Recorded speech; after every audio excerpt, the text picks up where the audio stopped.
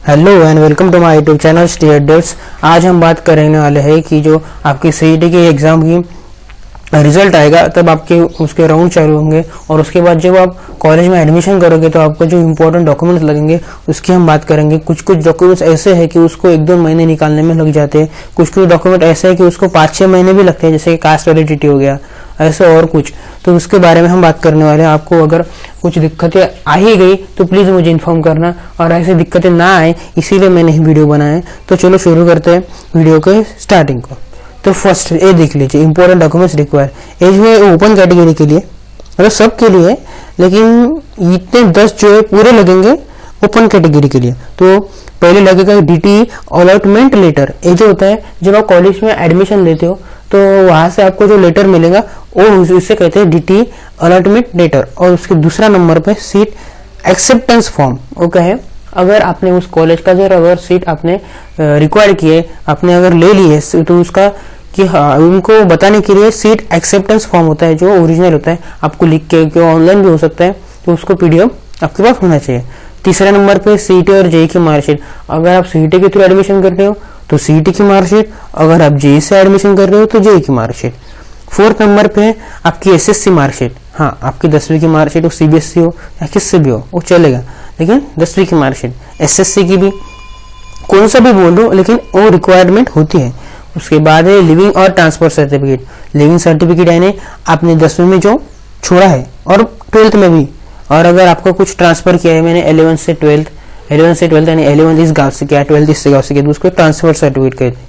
उसके बाद 6वां वो है माइग्रेशन सर्टिफिकेट। ये माइग्रेशन सर्टिफिकेट क्या होता है पता है?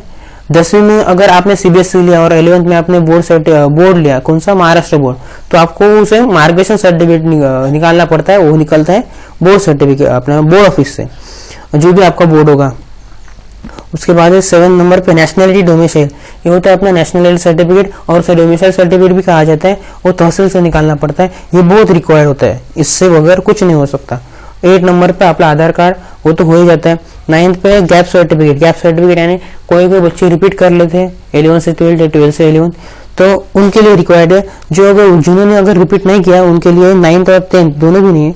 और 10 नंबर पे फादर का डोमिसाइल। अगर फादर डिफेंस में है तभी फादर का डोमिसाइल निकालना पड़ता है, वरना नहीं। उसके बाद आता है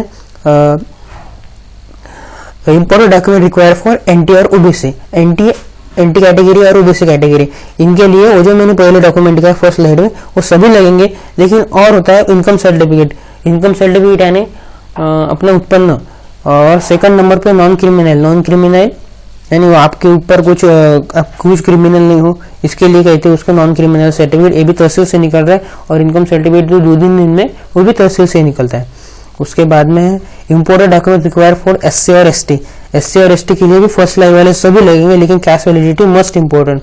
कास्ट वैलिडिटी एससी और एसटी में इसमें कंसेशन मिलता है, आपको कॉलेज में दिक्कतें नहीं आएंगी एडमिशन की, और आपकी फीस भी कम होगी, आपको स्कॉलरशिप भी ज्यादा तरीके से मिलेंगी। इसलिए कास्ट वैलिडिटी इंपॉर्टेंट है एससी और एसटी के लिए। अगर आपने कास्ट वैलिडिटी सबमिट नहीं की तो आपके जो जनरल कैटेगरी में जाओगे और आपको जनरल की फीस लगेगी। अगर आपने कास्ट वैलिडिटी सबमिट की तो उसे निकालने के लिए अभी से प्रोसेस शुरू करो। उसको प्रोसेस बहुत लेट होता है, 1-2 महीने लगता है। अगर गलती से भी कुछ डॉक्यूमेंट रह भी गया उस कास्ट वैलिडिटी निकालने में तो बहुत दिक्कत आती है, फिर से वो रिपीट 2-3 महीने खा जाता है। तो पूरे डॉक्यूमेंट सबमिट करो कास्ट वैलिडिटी के लिए। उसमें नाम अच्छा होना चाहिए, और मैंने नाम में भी कुछ प्रॉब्लम होते हैं कि इसका माँ का नाम चेंज होता है, तो उसमें भी बहुत दिक्कतें आती है। तो ऐसा है, अगर आपको वीडियो यूजफुल लगे तो प्लीज लाइक करो, अगर शेयर करो, और प्लीज चैनल को सब्सक्राइब करो। Thank you.